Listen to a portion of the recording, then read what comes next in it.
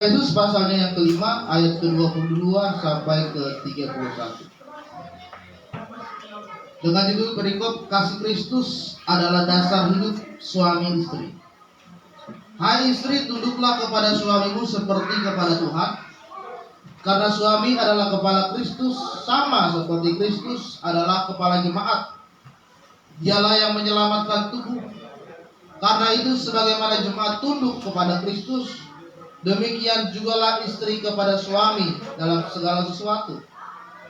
Hai suami, kasihilah istrimu sebagaimana Kristus telah mengasihi jemaat dan telah menyerahkan dirinya baginya, untuk menguruskannya sesudah ia menyucikannya dengan memandikannya dengan air dan firman, supaya dengan demikian ia menempatkan jemaat di hadapan dirinya dengan cemerlang, tanpa cacat atau perut atau yang serupa itu, tetapi supaya jemaat kudus dan tidak bercela. Demikian juga suami harus mengasihi istrinya sama seperti dirinya sendiri. Siapa yang mengasihi istrinya mengasihi dirinya sendiri. Sebab tidak pernah orang membenci tubuhnya sendiri, tetapi mengasuhnya dan merawatinya, sama seperti Kristus terhadap jemaat. Karena kita adalah anggota tubuhnya. Sebab itu laki-laki akan meninggalkan ayahnya dan ibunya dan bersatu dengan istrinya, sehingga keduanya itu menjadi satu. Saudara terkasih dalam nama Tuhan, tema firman Tuhan pagi hari ini adalah kasih Kristus di tengah-tengah rumah tangga kita. Kita tahu bahwa Allah itu adalah kasih. Dalam kitab 1 Yohanes dikatakan bahwa Allah itu adalah kasih. Bagaimana Tuhan mengasihi manusia dengan cara dia mengorbankan anaknya yang tunggal untuk datang ke dunia, mengambil rupa menjadi sama dengan manusia yang bernama Yesus. Dan Yesus inilah saudara yang menyelamatkan setiap dosa kita, di mana kita seharusnya tidak layak mendapatkan tempat dalam kerajaan surga karena dosa. Perbuatan baik sekalipun kita lakukan, sebanyak apapun kita lakukan, itu tidak akan bisa menyelamatkan kita, karena dosa membuat kita putus hubungan dengan Tuhan. Ya, kita mau berbuat baik sebanyak apapun kita kumpulkan di dunia ini, tak bisa, karena kita sudah putus hubungannya dengan Tuhan. Lalu Allah mengaruniakan anaknya, Yohanes 3 ayat 16, mengambil rupa menjadi sama dengan manusia dan menebus setiap dosa kita di atas kayu salib dengan nyawanya yang dipaku di salib. Jadi firman Tuhan katakan memang Allah itu adalah kasih. Dan itu sudah ditunjukkan bagaimana pengorbanan Yesus di dalam kehidupan kita masing-masing. Karena dia adalah kasih, maka dasar rumah tangga kita juga pun harus dibangun di dalam kasih Kristus. Kalau tidak dibangun di dalam kasih Kristus, maka rumah tanggamu akan berantakan, saudara. Kalau tidak dibangun di dalam kasih Kristus, maka mungkin rumah tangga kita, keluarga kita hanya bertahan seumur jagung. 1 bulan, 2 bulan, 3 bulan menikah, bisa. Karena tidak ada kasih. Ya, bertahun-tahun saudara menikah, ternyata pasangan saudara selingkuh dengan wanita lain karena tidak ada kasih di sana. Ya. Kemudian bagaimana orang tua tidak dirawat oleh anak, kasus kemarin kan di sini 80 tahun orang tuanya meninggal karena anaknya tidak mengurus. Tidak ada kasih di situ. Jadi jelas kasih Kristus itu harus ada di dalam keluarga kita. Kenapa kasih Kristus itu harus ada di dalam keluarga kita? Karena manusia dipersatukan oleh Tuhan itu karena kasih Tuhan. Ketika Tuhan melihat Adam itu seorang diri saja, ya. Ketika Tuhan melihat bahwa Adam itu seorang diri saja di dunia ini, maka timbullah belas kasihan Tuhan Dan Tuhan berkata tidak layak kalau manusia itu seorang diri, aku harus memberikan manusia yang lain kepada dia dan sebagai penolong dalam hidup dia. Maka Tuhan menciptakan kembali manusia kedua, dan manusia yang kedua tidak sama seperti manusia yang pertama. Kenapa? Karena Tuhan ingin supaya manusia itu saling mengasihi. Sehingga Tuhan menciptakanlah perempuan yang bernama Hawa. Beda dengan Adam yang seorang laki-laki. Yang kedua, Tuhan ciptakan perempuan. Dan firman Tuhan katakan mereka membentuk sebuah keluarga dan beranak. Bisa saja pada saat itu Tuhan menciptakan Adam yang lain. Tapi karena dia punya kasih kepada manusia, dia membentuk sebuah keluarga, ya. Maka keluarga pertama, lembaga pertama yang dibentuk oleh Tuhan adalah keluarga Adam dan Hawa. Jadi kita butuh kasih Kristus di tengah-tengah keluarga. Saudara terkasih dalam nama Tuhan, ketika kasih Tuhan itu ada di dalam hidup kita, maka apa yang terjadi? Kita buka dulu kitab 1 Korintus pasal yang ke-13. Ketika suami istri bahkan anak-anak itu memiliki kasih satu sama lain, maka apa yang terjadi? 1 Korintus berkata bahwa kasih itu sabar. Suami dan istri, khususnya pagi ini Janti Siagian dan Eva Hani, ketika kasih Tuhan ada di dalam keluarga kalian, harus saling sabar. Saling sabar itu adalah jangan keraskan kepala, jangan keraskan hati, harus bisa mengalah dan memahami apa yang menjadi kelemahan dan kekurangan dari pasangan kita. Saudara menikah bukan langsung menjadi sempurna, tidak. Pasti ketika kita menikah dengan pasangan kita itu ada kekurangan, ada kelemahannya masing-masing.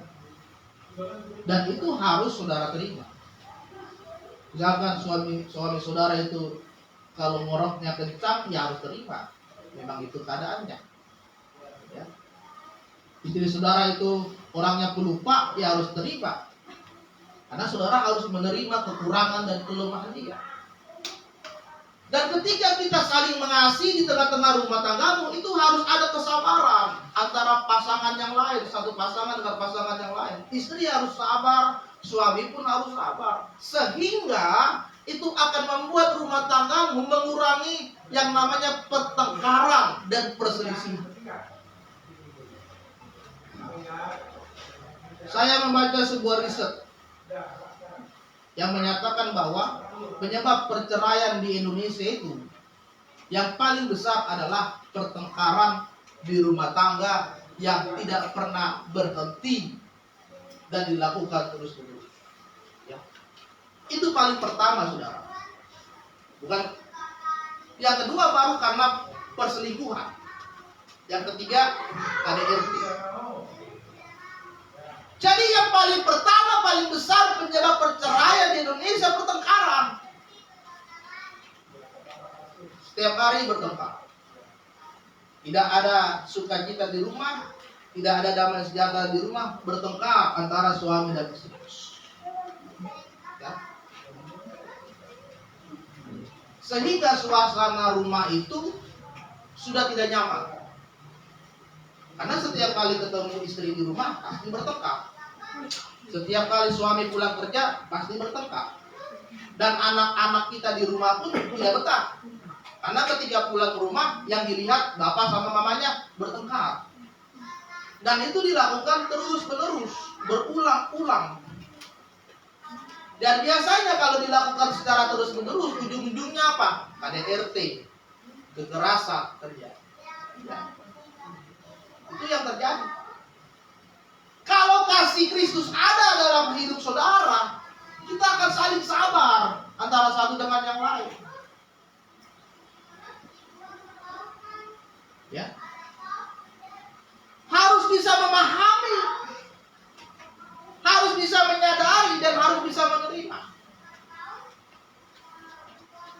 Kasih itu juga dikatakan murah hati.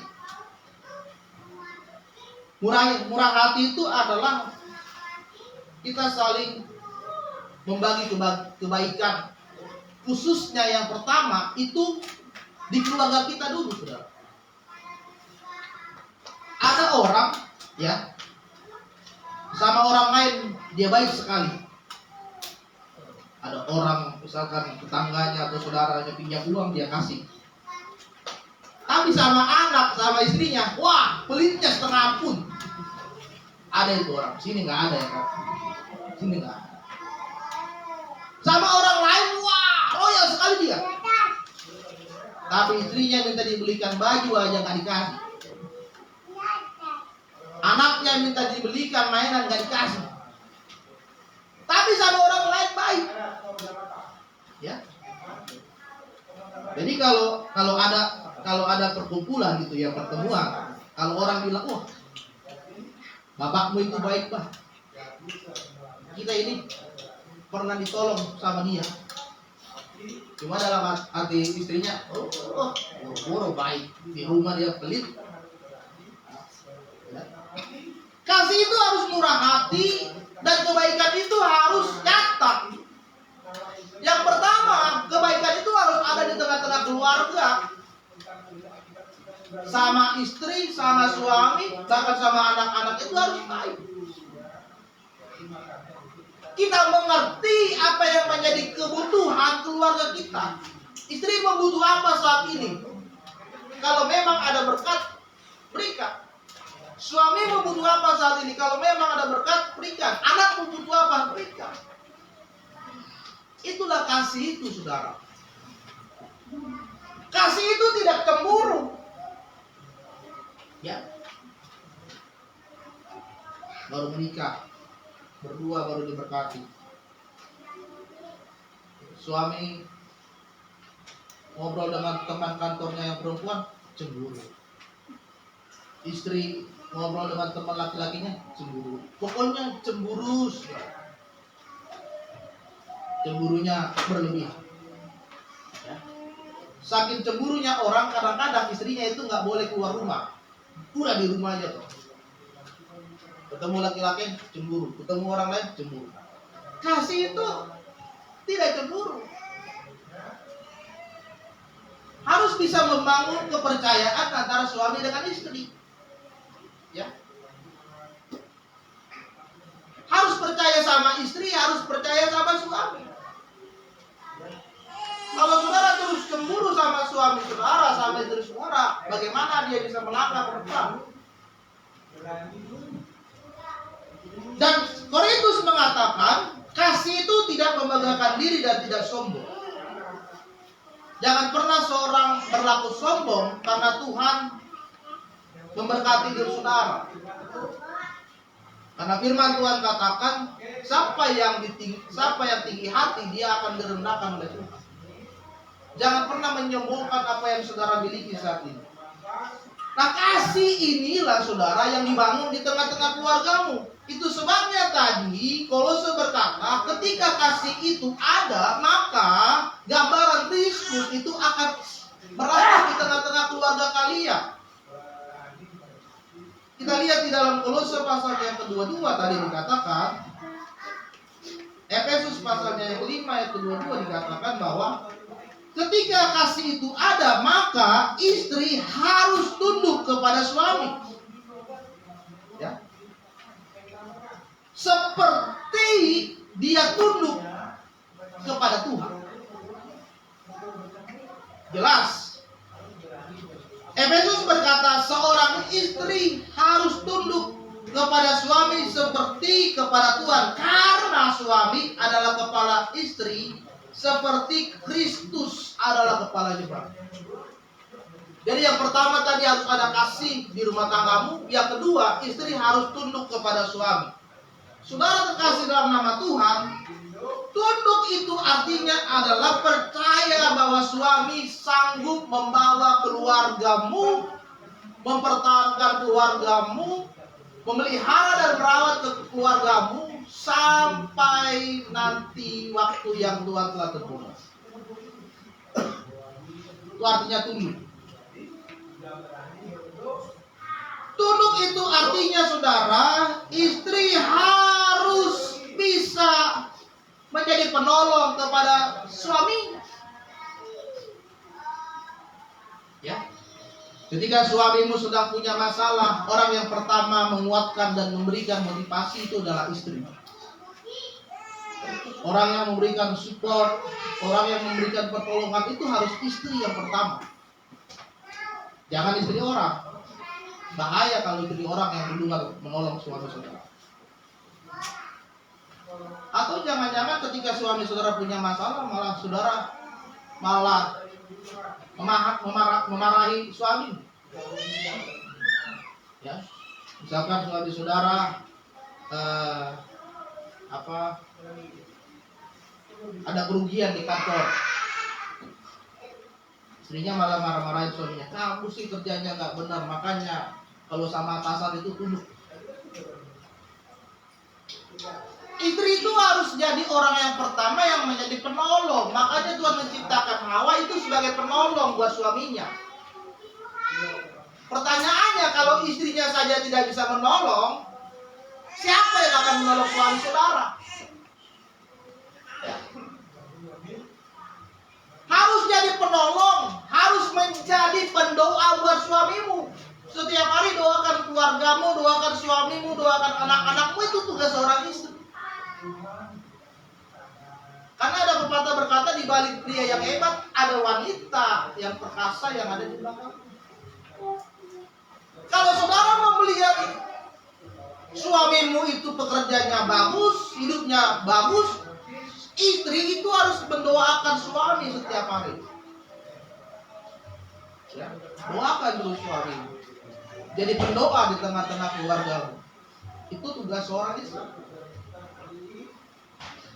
Makanya firman Tuhan berkata, istri yang baik adalah istri yang bukan hanya kelihatan secara lahiriah, tetapi juga istri yang kelihatan secara batinnya. Bukan hanya kelihatan dari luar pakaiannya bagus, ya kan, pakai gelang, pakai cincin, pakai perhiasan, pakai makeup yang bagus, tetapi ternyata hatinya jelek. Seorang istri harus secara lahiriah, secara batiniah itu juga harus bagus. Dari hatinya juga harus bagus. Sama suami pun harmonis. Sama saudara, suami, saudara, istri juga harus rukun. Sama anak-anak, sama orang tua, sama mertua, itu juga harus rukun. Ya. Oleh sebab itu saudara, yang kedua, istri harus tunduk kepada suami. Ya. Harus lemah lembut, harus taat kepada suami. Karena suami itu adalah kepala keluarga. Apa yang menjadi tujuan dari suami, apa yang menjadi rencana dari suami, tugas istri hanya taat saja, dukung saja, support saja. Ya. Meskipun kadang-kadang pekerjaan istri lebih baik daripada pekerjaan suami, meskipun kadang-kadang penghasilan istri lebih besar daripada penghasilan suami, tapi istri harus tunduk, taat pada suami. Amin. Itu yang kedua. Yang ketiga saudara, suami harus bisa mengasihi istri. Ayat ke-25 berkata, hai suami, kasihilah istrimu sebagaimana Kristus telah mengasihi jemaat. Jadi suami itu di tengah-tengah keluargamu haruslah seperti Kristus kepada jemaatnya. Makanya dikatakan di ayat berikutnya, dia harus hidup dalam kekudusan. Tidak boleh bercacat, tidak boleh bercela, tidak boleh bernoda. Jadi saudara, suami itu bagaimanapun caranya, hidupnya harus kudus. Ya, harus berada di tengah-tengah kekudusan saudara. Karena kalau saudara tidak hidup di dalam kekudusan,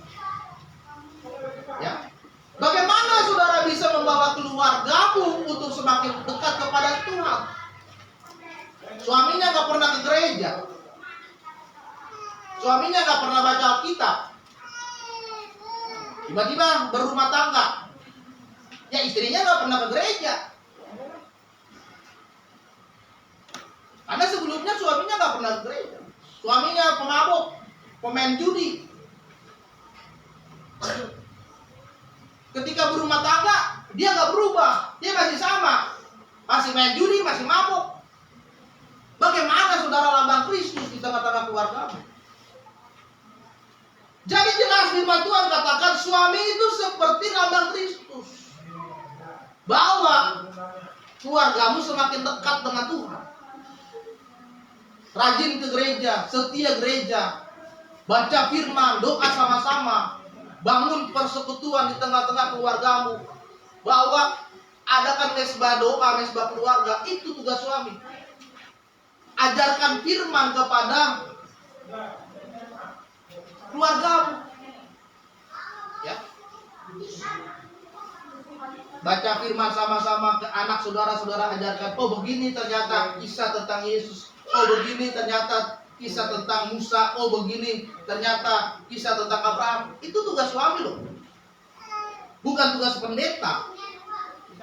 Di rumah itu tugas suami, ya. Jadi jangan salahkan anak saudara kalau saudara tidak mengerti firman karena tidak diajarkan di rumah oleh bapaknya. Jadi suami harus bisa hidup kudus, tanpa cacat, tanpa kerut. Dan suami harus bisa mengasihi istri seperti mengasihi dirinya sendiri. Kalau suami mengasihi istri seperti dirinya sendiri, maka tidak ada suami yang ringan tangan kepada istri dan anak. Mana ada orang mukul tampar dirinya sendiri kan? Nggak ada. Harus berlaku lembut kepada keluarga. Jangan sekalipun tangan ini kena kepada istri saudara. Jangan sekalipun tangan ini kena kepada anakmu. Sekali saja ini kena, ada luka di dalam hati mereka. Ada luka. Coba tanya kepada istri sama anakmu yang pernah saudara pukul. Tanya, ada luka enggak? Ada dendam enggak? Ada kebencian enggak yang masih disimpan? Tanya. Apalagi kalau keseringan ya, tiap hari pakuk.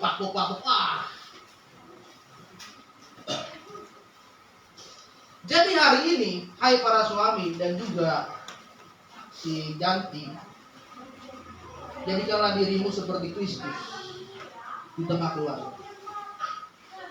Engkau adalah kasih, engkau adalah terang, engkau adalah penyampai firman, bahwa keluarga kita semakin dekat dengan Tuhan. Amin. Jangan cuma suami antar anak ke gereja sampai depan gerbang gereja lalu pulang. Ada ketawa.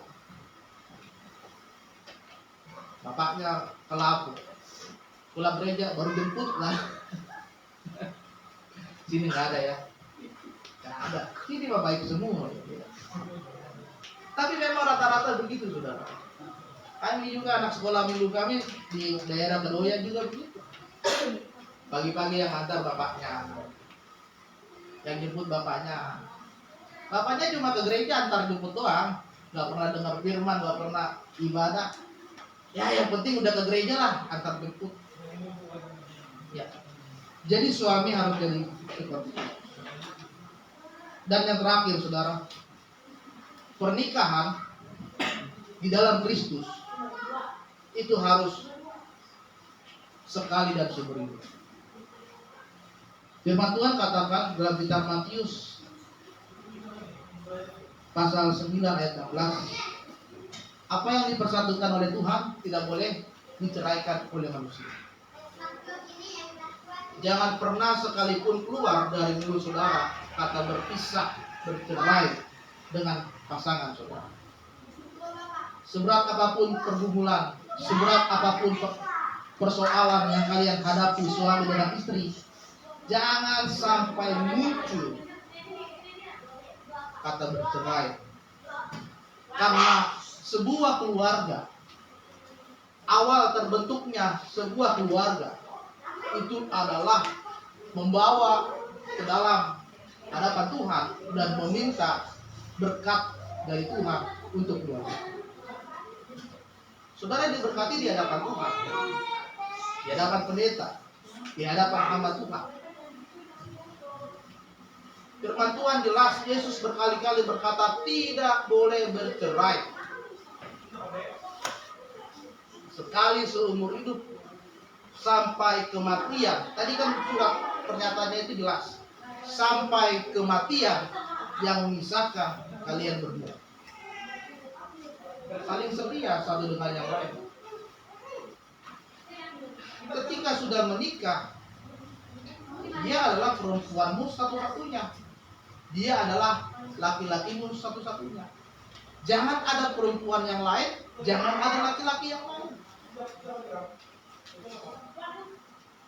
Kalau memang sebelumnya ada, ya sekarang lepaskan, tinggalkan. Karena sudah diberkati di dalam Kristus. Ya. Yang terakhir adalah pernikahan itu seumur hidup. Meskipun banyak di luar sana orang yang bercerai kawin lagi, bercerai kawin lagi, tetapi secara firman Tuhan itu salah. Kami pun sebagai hamba Tuhan tidak akan menikahkan orang yang sudah bercerai lalu nikah lagi. Karena firman Tuhan jelas, Yesus sendiri berkata tidak boleh bercerai. Apapun kesalahan suamimu, apapun kesalahan istrimu, kita harus bisa menerima, kita harus bisa memberikan pengampunan kepada mereka. Seberat apapun kesalahannya, harus bisa mengampuni. Sesulit apapun yang kalian hadapi saat ini di tengah-tengah keluargamu, harus bisa bersama-sama, berjalan bersama-sama, berdua bersama keluargamu, sama dengan anak-anak, terus dan terus sampai kalian tua. Itulah pernikahan Kristen, saudara. Berbeda dengan pernikahan yang lain. Dan pernikahan Kristen hanya dengan satu orang pasangan, satu laki-laki dan satu perempuan. Kita tidak mengenal poligami, saudara. Kita tidak mengenal poliandri. Tidak mengenal, tidak boleh ada suami lebih dari satu, tidak boleh ada istri lebih dari satu. Istri cuma hanya satu dan suami hanya ada satu. Ya. Artinya jaga kesetiaan di tengah-tengah keluarga. Harus setia. Sekarang sampai kematian yang memisah. Amin. Amin. Biarlah firman Tuhan hari ini memberkati kita. Kasih Kristus semakin nyata di tengah-tengah keluarga kita. Mari kita berdoa. Segala kemuliaan, hormat hanya bagi-Mu Yesus, Tuhan Allah kami yang kami sembah dan kami muliakan. Hamba-Mu sudah menyampaikan firman Tuhan. Dan biarlah Bapa hari ini kasih Kristus semakin Kau nyatakan di tengah-tengah kehidupan keluarga kami. Hati suami akan kembali lagi mengasihi istri, dan istri semakin lebih lagi tumbuh. Hati Bapa akan kembali kepada anak-anak. Hari ini kami saling mengampuni, kami saling menguatkan, dan kami semakin lagi dipersatukan oleh Tuhan. Ajarkan kami Bapa supaya kami lebih lagi mengasihi, saling murah hati, semakin lagi sabar satu dengan yang lain, semakin lagi menopang dan menolong, saling menguatkan, saling menghibur, tidak saling menyalahkan,